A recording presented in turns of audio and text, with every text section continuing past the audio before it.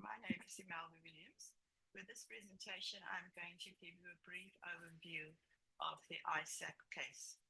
This case is concerned with an ankle injury that was sustained after a vague mechanism of injury.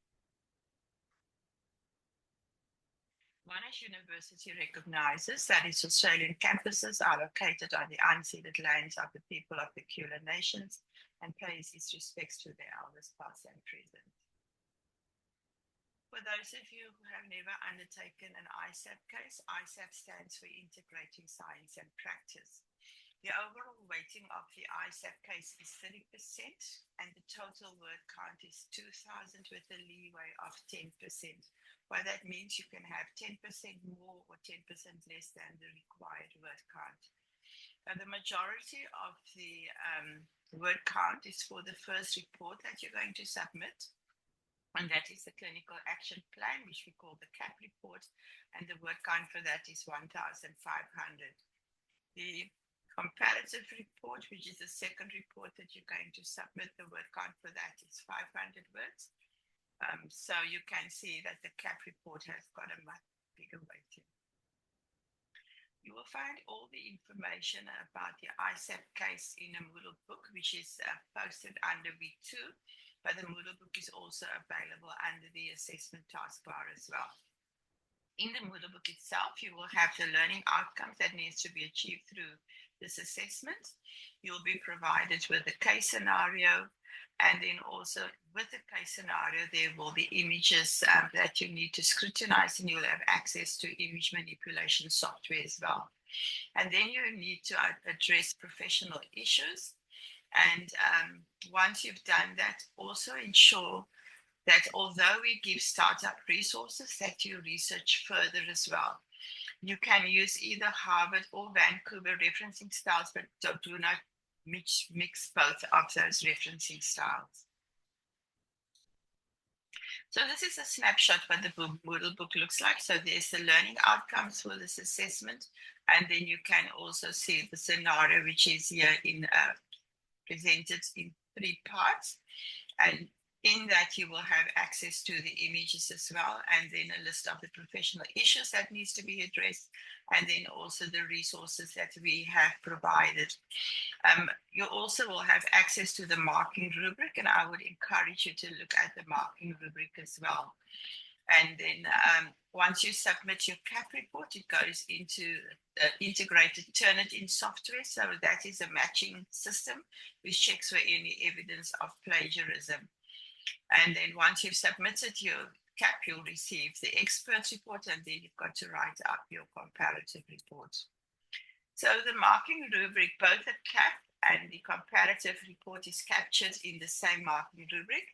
So here on the one side, we have the clinical action plan. And here you can see how you can ensure that you get very good marks. And it's in this last, so how well have you discussed the issues, the professional issues that you need to address, and how you have applied that action plan. And then also the further research that you've got done. For the comparative report, so you need to compare, you'll receive the expert report, so you need to compare the expert report to your CAP report and how well you're actually doing that comparison. So you need to compare and contrast that, and then write up the learning outcomes that you have achieved through this assessment. And also importantly is also how it will impact your future practice. So not all of you are radiographers. So in the context of your profession, you need to think how you are actually going to utilize this information. The assessment, the first assessment, as mentioned, is the clinical action plan, and the deadline for that is on the 5th of September. And as mentioned, it goes into an integrated assignment Dropbox. And then you get access to the expert reports. This will only become available once the deadline has been reached. So basically on the 6th of September at 0 hours, it becomes available. But then also only if you have submitted your CAP report. The deadline for the comparative report is on the 12th of September. And the reason for that is because the next day will be a public holiday.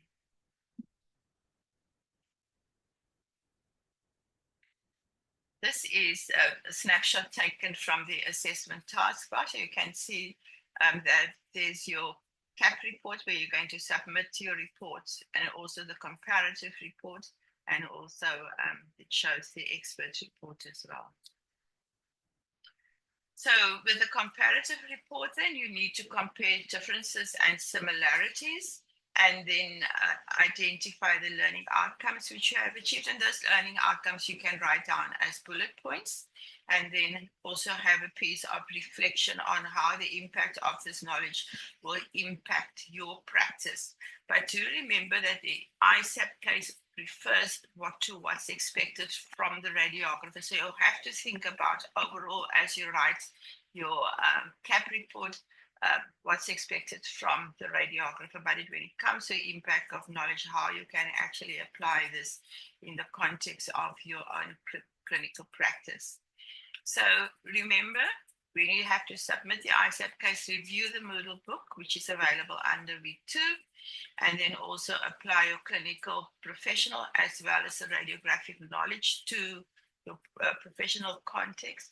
And don't forget, you need to do further research as well, because we don't provide all of the necessary references.